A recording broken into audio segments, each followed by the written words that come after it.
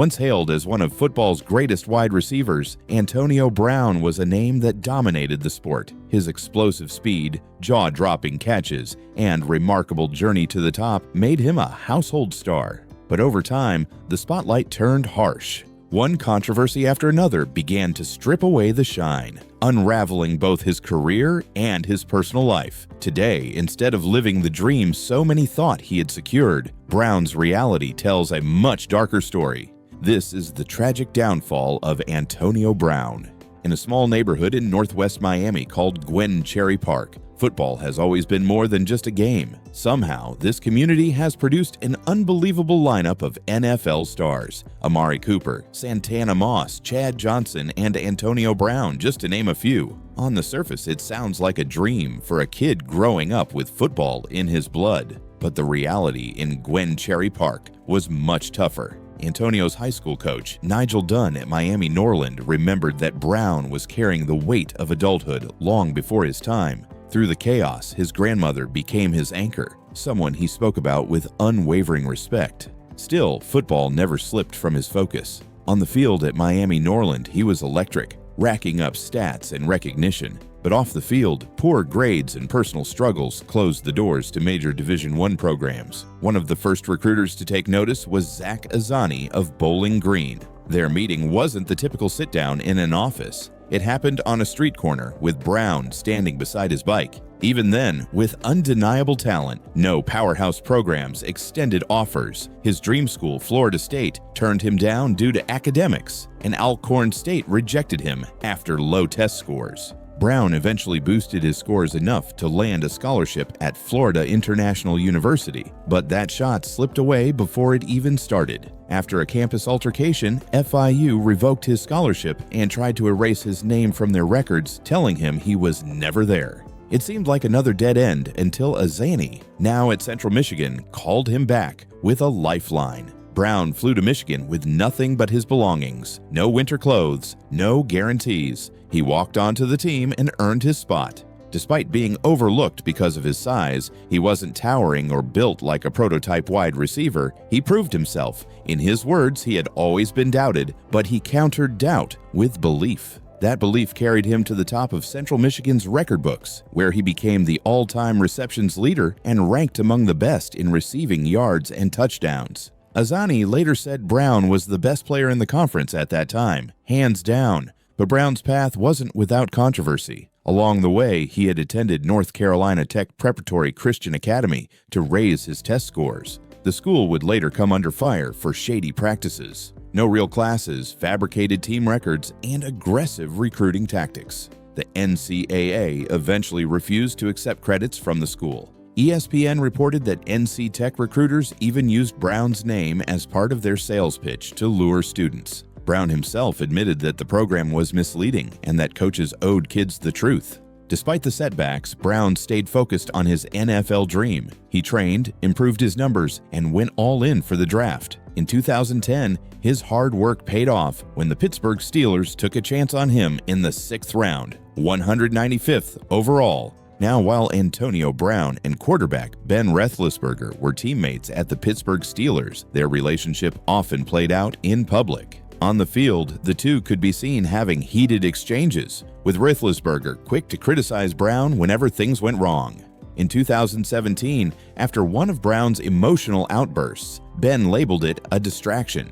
At other times, he openly accused Brown of running the wrong routes. Despite this friction, both men insisted there was no bad blood. Brown described Ben as someone who loved him, while Roethlisberger denied any locker room feud. But by 2018, cracks in their partnership became impossible to ignore. Appearing on LeBron James's show The Shop, Brown revealed a different side of the story. He said Roethlisberger constantly called him out after losses, claiming he acted like the owner of the team. Brown even pointed to a specific moment, mocking the quarterback for blaming him on a play where the ball was thrown straight to a defensive lineman. That same year, Brown's life outside football started making headlines. In April, a frightening incident unfolded at his apartment complex when heavy furniture and vases came crashing down from a balcony, nearly hitting a young child and his grandfather below. Surveillance footage linked the debris to Brown's unit, and when police arrived, they reported he was visibly agitated, allegedly shouting at security. Reports suggested he may have been upset after realizing $80,000 in cash and a handgun were missing.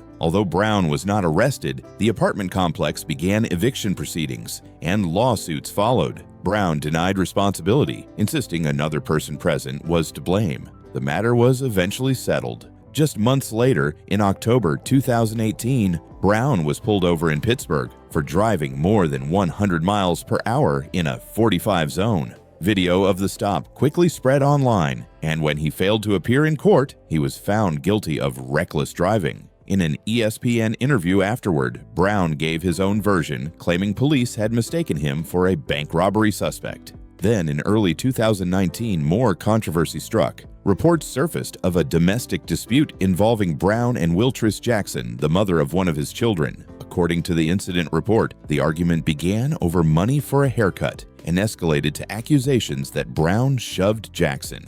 She later attempted to retract the claim, saying she did not want to pursue charges. While the case was closed with no conviction, it triggered investigations from both the Steelers and the NFL. Feeling the pressure of what he called false accusations, Brown sought full custody of his daughter. By the end of the 2018 season, tensions within the Steelers' locker room had reached a boiling point. When Brown missed a crucial game, initial reports cited a knee injury. Soon, stories emerged of a heated argument with Roethlisberger that caused him to skip practices and team meetings. The speculation about his future in Pittsburgh only grew louder. In early 2019, Brown made his intentions clear with a tweet thanking Steeler Nation for 9 years and announcing it was time to move on. Later, he revealed that his final straw came when coach Mike Tomlin dismissed his concerns about being banged up, telling him simply to go home. That moment convinced Brown it was time to leave. The Steelers traded him to the Oakland Raiders, and what followed was one of the wildest offseasons in recent NFL history. Brown developed frostbite on his feet during cryotherapy, clashed with the league over his helmet, and repeatedly skipped practices. When the Raiders fined him $54,000, he posted the notice on Instagram for the world to see. Days later, he confronted general manager Mike Mayock, reportedly threatening to punch him before teammates pulled him away. He even punted a ball in front of Mayock, daring him to fine him again. Surprisingly, Brown issued an apology, and for a brief moment, it seemed like the storm had passed. The Raiders chose not to suspend him, but the calm didn't last long. Soon after, he took to social media once again, this time demanding his release. Within hours, the Raiders granted it, and before the regular season even began, Brown was already on to his next chapter. On September 7, 2019, the very day Oakland let him go, he signed a one-year deal with the New England Patriots worth up to $15 million, including a $9 million signing bonus. But even that fresh start came with a heavy cloud, as serious allegations against him were already looming. His former trainer, Brittany Taylor, had filed a civil lawsuit accusing him of sexual assault. According to her claims, the first incident took place 2 years earlier at his Pittsburgh home, when Brown allegedly exposed himself and kissed her without consent. She went on to allege that a month later, he masturbated in front of her without her knowledge. The most serious accusation came in May 2018, when Taylor said he forced her onto a bed and raped her at his Miami property.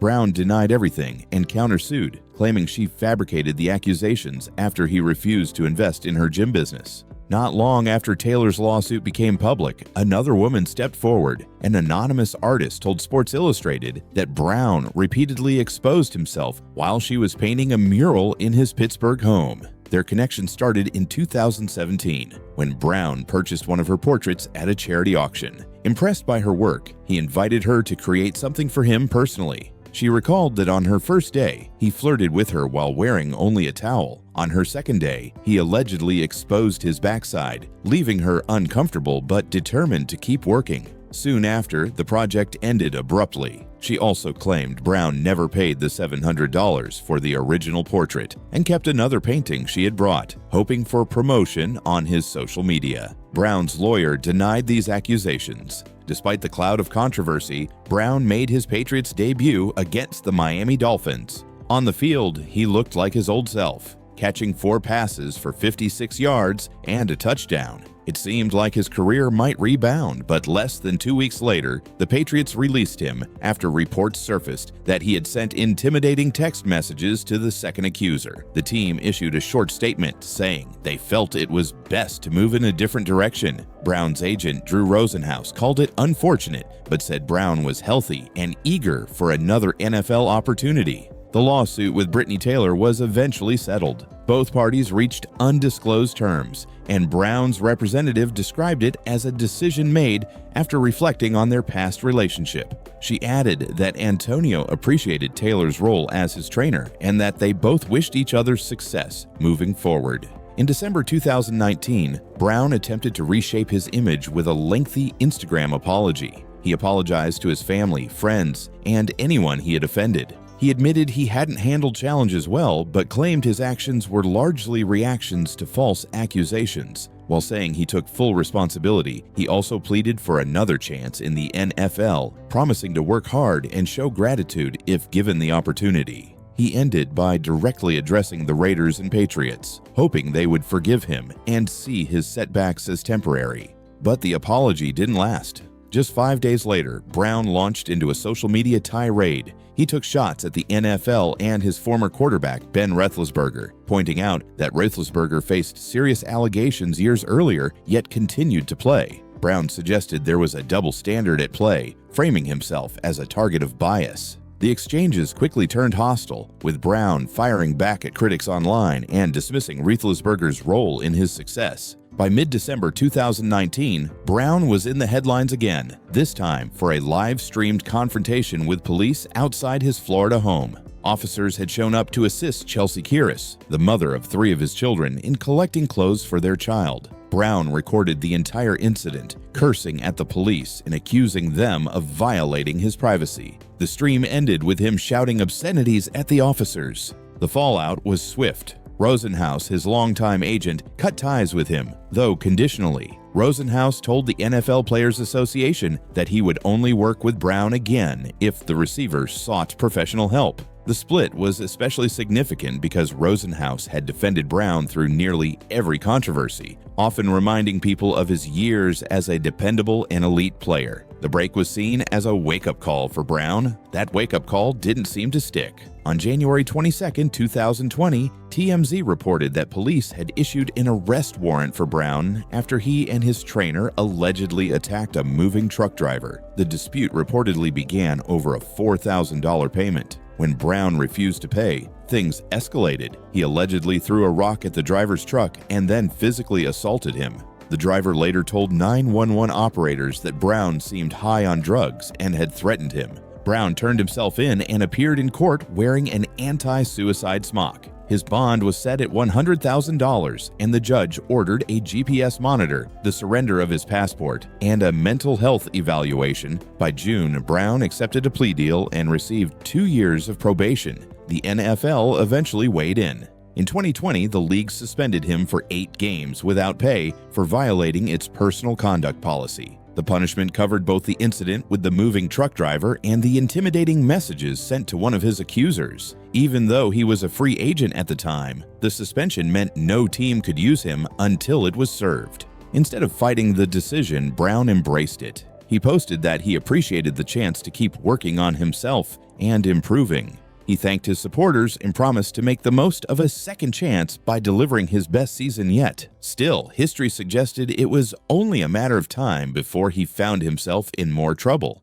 In 2021, Antonio Brown reunited with Tom Brady when he signed with the Tampa Bay Buccaneers, and this time he finally earned his first and only Super Bowl ring. He re-signed with the team later that year, but what followed was anything but expected. Reports surfaced in July 2021 that Brown's girlfriend, Sydney Moreau, had texted a Los Angeles chef about getting a fake vaccination card for him. Weeks later, the NFL suspended Brown for 3 games for violating the league's COVID-19 protocols. The NFL and the NFL Players Association issued a joint statement emphasizing that player health and safety remain their top priority, while the Buccaneers announced they supported the investigation and would continue to follow all protocols. Brown's attorney, Sean Burston, pushed back, saying that his client was fully vaccinated and still supported the vaccine for anyone it was appropriate for. He explained that Brown accepted the suspension without protest to avoid a long distraction and would instead use the time to focus on his ankle injury.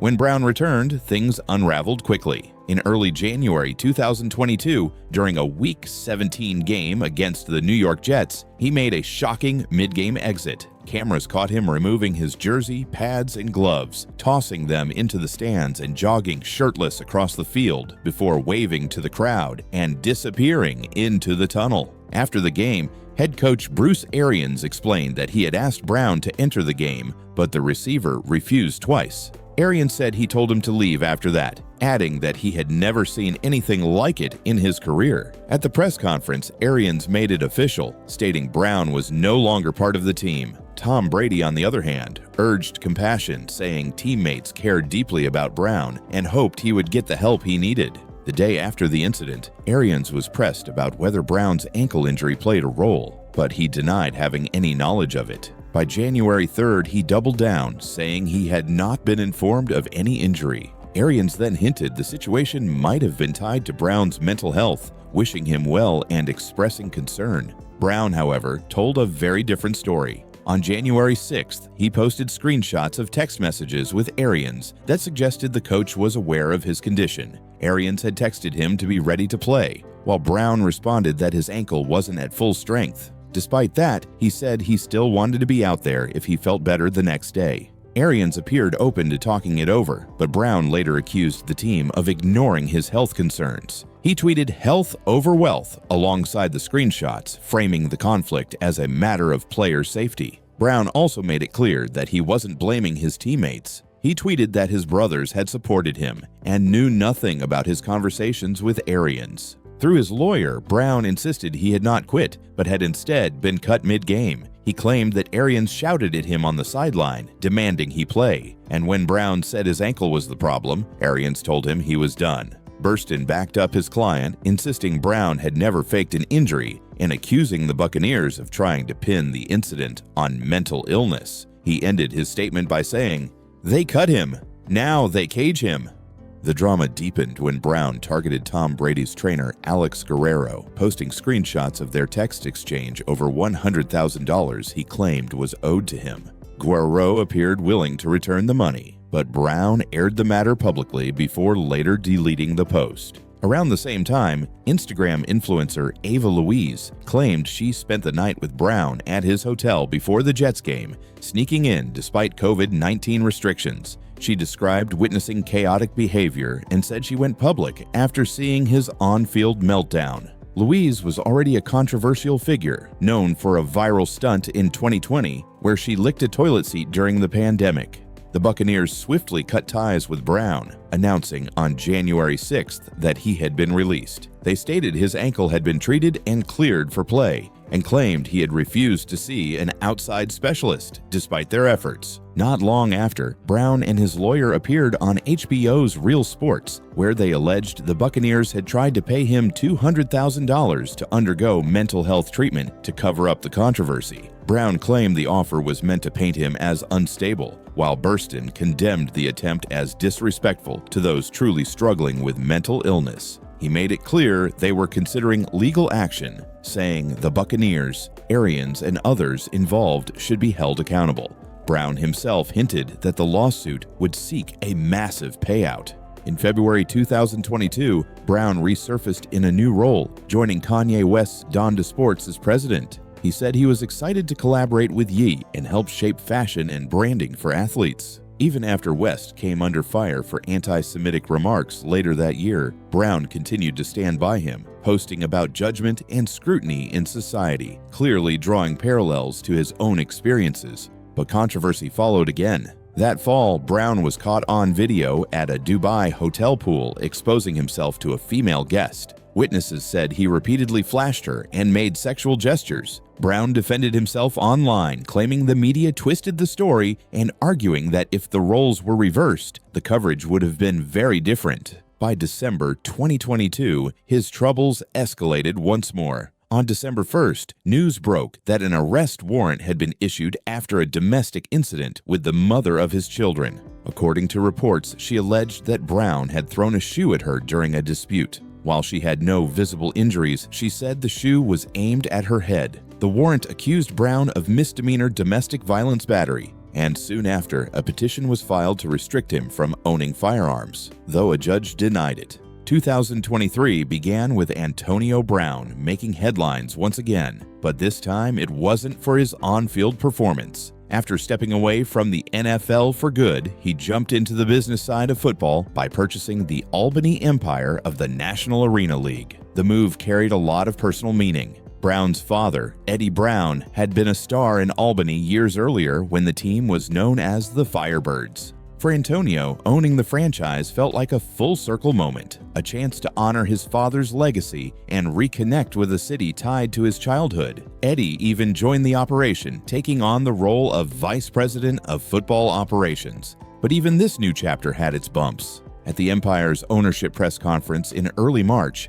fans noted that Antonio showed up late, and once he finally sat down, a trophy on the table blocked his face for nearly the entire event. It wasn't exactly the smooth debut one would expect from a new team owner. Soon after, Brown was back in the spotlight for the wrong reasons. In early 2023, Snapchat suspended his account after he allegedly posted a sexually explicit photo of his ex-fiancée, Chelsea Kairis, without her consent. Kairis spoke out, condemning his actions and apologizing to parents whose children looked up to him. Brown, meanwhile, dismissed the backlash and filled his Twitter feed with cryptic messages that left many shaking their heads. By 2024, legal issues caught up with him again. A judge ordered him to pay more than $1 million to Shuki International, a celebrity jeweler, after he failed to return diamond pieces worth hundreds of thousands of dollars each. Brown had borrowed 2 diamond-covered finger accessories and a rose gold version,